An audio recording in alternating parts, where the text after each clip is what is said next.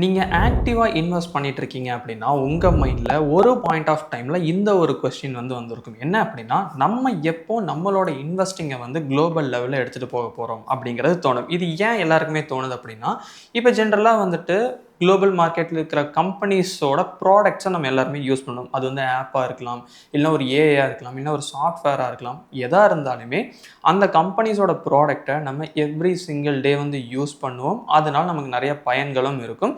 அதே மாரி பார்த்தீங்க அப்படின்னா, அவங்களோட இன்னோவேஷன் அண்ட் லான்ச்சஸ் இப்போ ஒரு கம்பெனி பர்ட்டிகுலரா ஒரு ப்ராடக்ட்ட லான்ச் பண்றாங்க. இல்ல ஒரு இன்னோவேட்டிவான ஒரு ஒரு திங்ஸ் கொண்டு வர்றாங்க அப்படிங்கும்போது, அத நம்ம கவனிப்போம். அத பார்ப்போம். அத யூஸ் பண்ணவும் செய்வோம். ஆனா, இது எல்லாமே இதுக்குள்ள மட்டும் தானான்னா கிடையாது. இது ஹெல்த் கேரா இருக்கலாம், ஃபினான்ஸா இருக்கலாம், டெக்னாலஜியா இருக்கலாம். ஸோ இந்த மாரி வெரைட்டி ஆஃப் திங்ஸ்ல நம்மளோட ஃபோக்கஸ் எப்பயுமே இருக்கும். அந்த கம்பெனிஸ் என்னென்ன பண்றாங்க பார்த்துக்கிட்டே வருவோம்.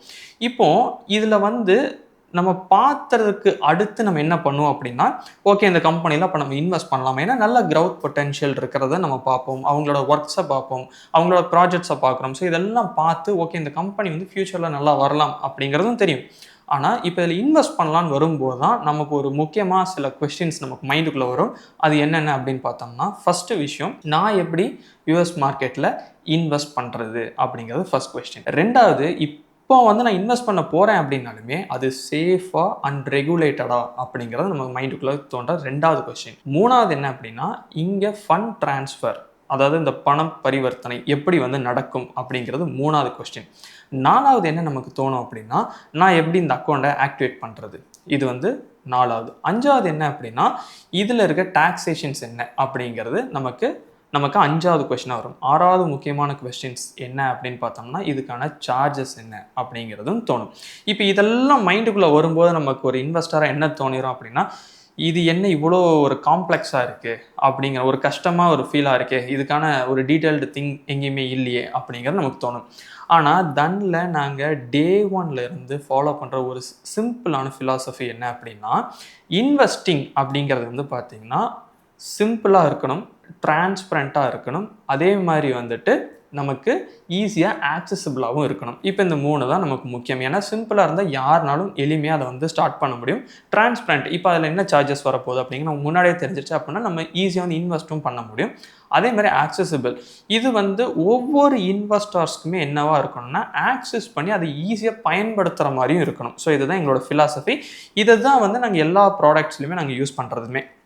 இப்போ இதை மைண்டில் வச்சு தான் ஸ்டாக்ஸாக இருக்கலாம், இடிஎஃப்ஸாக இருக்கலாம், இல்லை ட்ரேடிங் ரிலேட்டடான ப்ராடக்ட்ஸாக இருக்கலாம். இது எல்லாமே நாங்கள் பில்ட் பண்ணது. ஆனால் இப்போ இது என்ன ஒரு முக்கியமான விஷயம் அப்படின்னு நம்ம பார்த்தோம்னா, இதை நாங்கள் யூஎஸ் மார்க்கெட்டில் நீங்கள் இன்வெஸ்ட் பண்ணுறதுக்கு நாங்கள் கொண்டு வர போகிறோம். ஸோ அந்த ஒரு ஃபீச்சர் தான் இப்போ நம்ம லான்ச் பண்ண போகிறோம். அதாவது US stocks and ETF live on the app. So yes இப்போ நீங்கள் என்ன பண்ண முடியும் அப்படின்னா, யூஎஸ் மார்க்கெட்டில் இருக்க ஸ்டாக்ஸில் நீங்கள் இடிஎஃப்ஸ்லையும் நீங்கள் என்ன பண்ண முடியும்னா, உங்களோட இன்வெஸ்டிங் ஜேர்னியை ஸ்டார்ட் பண்ண முடியும். இதில் முக்கியமான ஒரு எக்ஸைட்மெண்ட் என்ன அப்படின்னு நமக்கு எல்லாருக்குமே பார்த்தீங்கன்னா, நீங்கள் $1 கூட நீங்கள் என்ன பண்ண முடியும்னா, இது ஈஸியாக நீங்கள் ஸ்டார்ட் பண்ணி ஸ்டெப் அப் பண்ணி கொண்டு போக முடியும். ஸோ இதை பற்றி இன்னும் அடுத்த டீட்டெயில்ஸ் பார்ப்போம். ஏன் பர்டிகுலராக யூஎஸ் மார்க்கெட் அப்படிங்கிற டவுட் எல்லாருக்குமே வரும். என்ன அப்படின்னா, இன்னைக்கு இந்த உலகத்தில் நம்ம ஒரு மோஸ்ட் ஆஃப் த கம்பெனிஸ் அதாவது நீங்கள் யூஸ் பண்ணுறதுலே பார்த்தீங்கனாலுமே அது எல்லாமே பேஸ்ட் அவுட் ஆஃப் யூஎஸ்.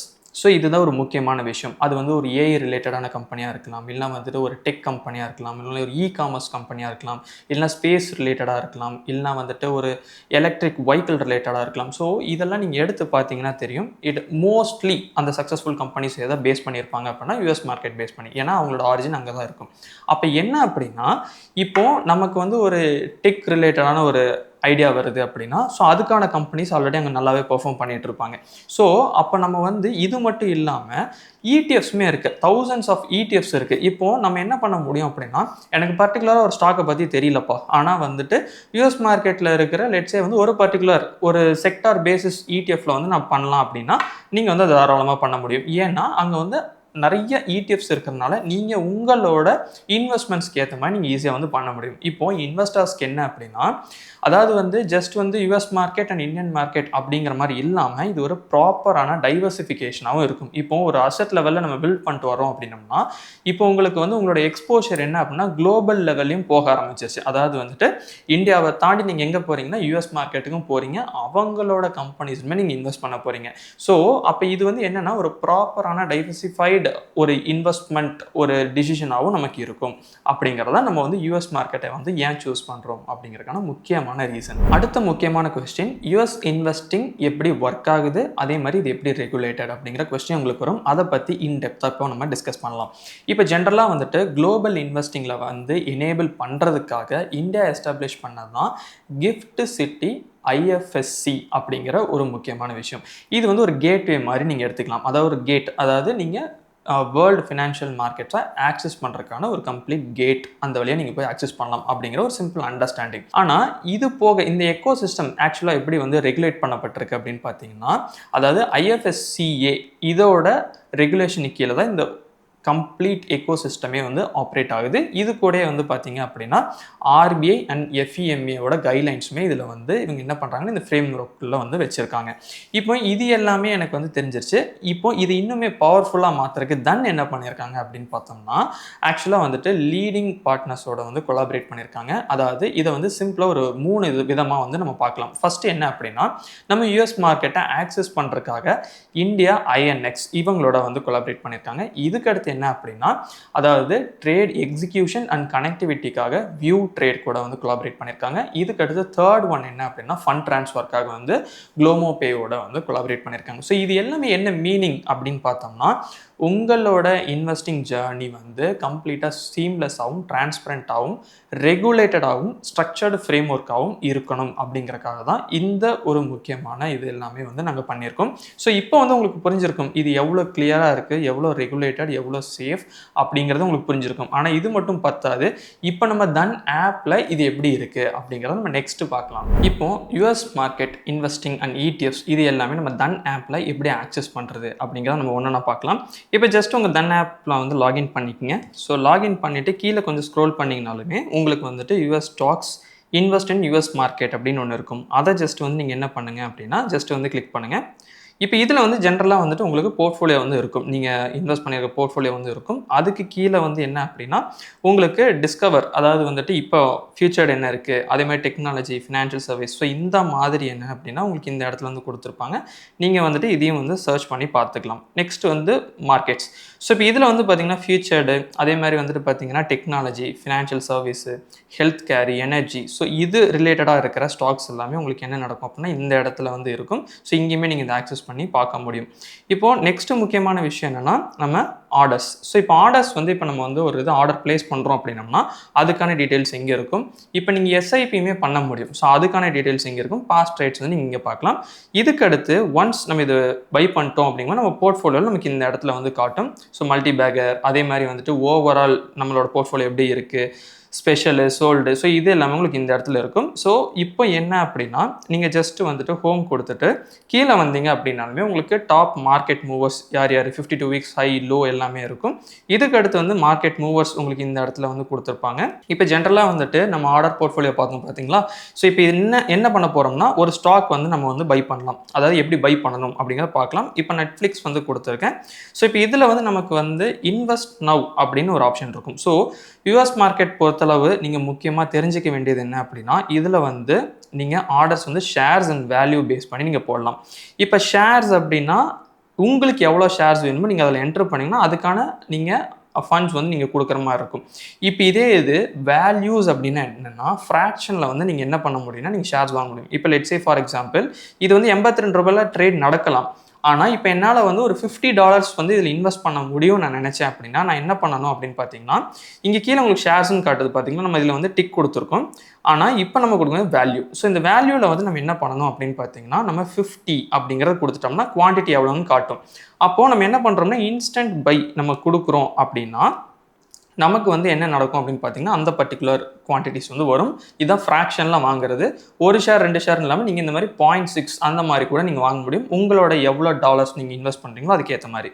இப்போ நெக்ஸ்ட்டு முக்கியமான இதில் வந்து மார்க்கெட் லிமிட் சூப்பர் எல்லாமே இதுலேயுமே இருக்கும். நீங்கள் வந்துட்டு யூஸ் பண்ணிக்கலாம்.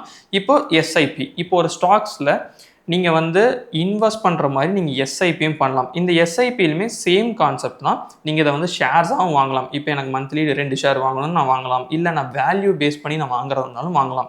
இப்போது நான் வேல்யூ பேஸ் பண்ணி வாங்குறேன் அப்படின்னா அதுக்கான குவான்டிட்டி என்ன அப்படிங்கிறத கீழே காட்டும். இதுலையுமே மந்த்லி, வீக்லி, டெய்லி அப்படிங்கிறத நீங்கள் வந்து ஃப்ரீக்வன்சி வந்து செட் பண்ணிக்கலாம்.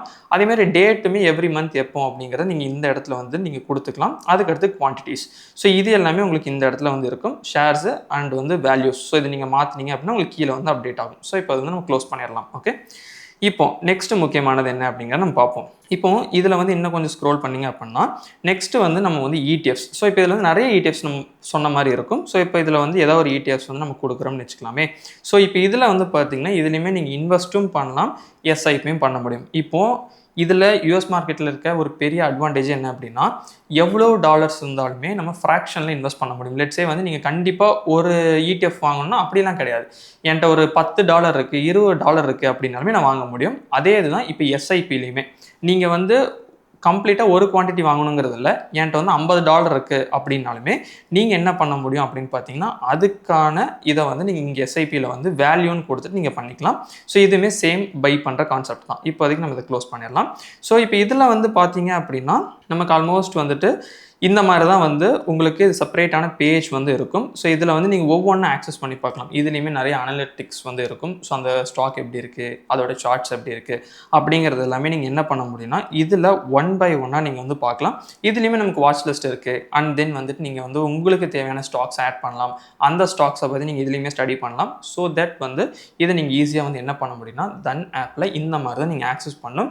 இதில் அட்வான்டேஜ் அப்படின்னு நம்ம இப்போயுமே பார்க்குறது என்ன அப்படின்னா லெட்ஸே வந்து $82 வந்து இல்லை, ஒரு $50 இருந்தாலுமே $50க்கு ஒர்த் ஆஃப் ஸ்டாக்ஸை வந்து நான் என்ன பண்ண முடியும்னா அதில் இன்வெஸ்ட்மெண்ட்டாக நான் வந்து பண்ண முடியும், எஸ்ஐபியாகவும் பண்ண முடியும் அப்படிங்கிறது நம்ம முக்கியமாக நம்ம இதில் வந்து பார்த்துருக்கோம். இவ்வளவு ஈஸியானது தான் இந்த யூஎஸ் இன்வெஸ்டிங். ஸோ இந்த வீடியோவில் தன் ஆப்பில் எப்படி ஆக்சஸ் பண்ணணும், அதே மாதிரி எப்படி ஸ்டாக்ஸ் வந்து டிஸ்கவர் பண்ணணும், எப்படி இன்வெஸ்ட் பண்ணணும், எப்படி எஸ்ஐபி பண்ணலாம், இது எல்லாமே நம்ம பார்த்துருக்கோம். இதில் இருக்கிற முக்கியமான அட்வான்டேஜ் அண்ட் நம்ம அது என்ன நன்றி சொல்லணும் அப்படின்னு பார்த்தீங்கன்னா இந்த ஃப்ராக்ஷனல் இன்வெஸ்டிங் தான். ஏன்னா இப்போது என்கிட்ட எவ்வளோ கம்மியான அமௌண்ட் இருந்தாலுமே என்னால் இந்த ஃப்ராக்ஷனல் இன்வெஸ்டிங் யூஸ் பண்ணி அந்த கம்பெனியை இன்வெஸ்ட் பண்ண முடியும். நான் கண்டிப்பாக வந்து $500 $1000 தான் போடணுங்கிறது இல்லை. ஈவன் என்கிட்ட வந்து $1 இருக்குது, இல்லைனா $10 $50 இருந்தாலும் என்னால் என்ன பண்ண முடியும்னா இந்த ஃப்ராக்ஷனல் இன்வெஸ்டிங் வழியாக என்னால் ஈஸியாக வந்து அந்த கம்பெனியில் வந்து ஷேர்ஸ் வந்து பை பண்ண முடியும். இது வந்து ரொம்ப ஒரு முக்கியமான விஷயம். இப்போ இது எல்லாமே வந்து எனக்கு புரிஞ்சிருச்சு. இதை வந்து இன்னுமே சிம்பிளிஃபைடாக மாற்றுறீங்களா அப்படின்னா எஸ், அதுக்கான ப்ராசஸும் போயிட்டு தான் இருக்குது. இப்போ கரண்ட்லி வந்து பார்த்தீங்கன்னா பேங்கிங் பார்ட்னர்ஸ் அப்படின்னு பார்த்தோம்னா HDFC bank, ICICI bank, Kotak Mahindra bank, அதே மாதிரி வந்துட்டு IDFC first bank, axis bank இப்போதைக்கு இவங்க சப்போர்ட் பண்ணுறாங்க. ஃபியூச்சரில் இன்னுமே நிறைய பேங்கிங் பார்ட்னர்ஸ் ஆட் பண்ணுறதுக்கு தான் நாங்களும் பார்த்துட்டு இருக்கோம்.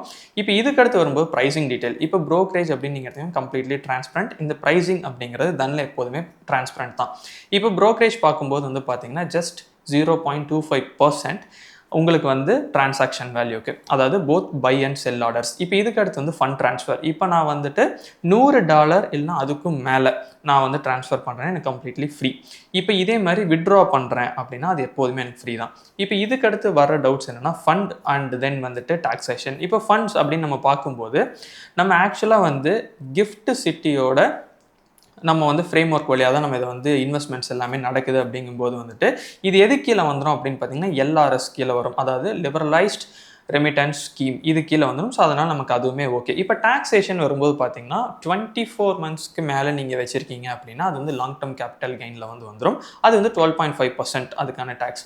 இப்போ ஷார்ட் டேர்முக்கு வந்து நம்மளோட இன்வெஸ்ட்மெண்ட், அதாவது டாக்ஸேஷன் அந்த ஸ்லாபுக்கு ஏற்ற மாதிரி வந்து வரும். இதுக்கு அடுத்து டிவிடெண்ட்மே டாக்ஸபிள் தான். ஸோ இது எல்லாமே வந்து என்ன அப்படின்னா நீங்கள் உங்களோட ஆடிட்டர் ஆர் ஃபினான்ஷியல் அட்வைசரோட நீங்கள் வந்து கன்சல்ட் பண்ணுங்கள். ஸோ பண்ணிவிட்டு அதுக்கடுத்து, ஏன்னா இந்த டாக்ஸேஷன் அப்படிங்கிறது மாறுதலுக்கு உட்பட்டது தான். ஏன்னா ஒவ்வொரு டைமே இந்த இந்த டாக்ஸேஷன் வந்து ஒரே மாதிரி இருக்காது. சம்டைம்ஸ் வந்து மாறுறதுக்கான சான்சஸ் இருக்குது. இப்போ இருக்கிற கரண்ட் சுச்சுவேஷனுக்கு வந்து இந்த மாதிரி வந்து இருக்குது. ஸோ இப்போ நீங்கள் என்ன பண்ணலாம் அப்படின்னா, உங்களோட இன்வெஸ்ட்மெண்ட்ஸை குளோபல் லெவலில் எடுத்துகிட்டு போகிறது ரொம்பவுமே சிம்பிள். தன் ஆப் டவுன்லோட்கான லிங்க் வந்து கொடுத்துருக்கோம். ஸோ தன் ஆப் டவுன்லோட் பண்ணி யூஎஸ் மார்க்கெட்டுக்கான அந்த ஸ்டாக்ஸ் அண்ட் இடிஎஃப்ஸ் வந்து இப்போமே எக்ஸ்ப்ளோர் பண்ணுங்கள். Happy global investing. Thank you for வாட்சிங். Investments in the securities market are subject to market risk. Read all the related documents carefully before investing.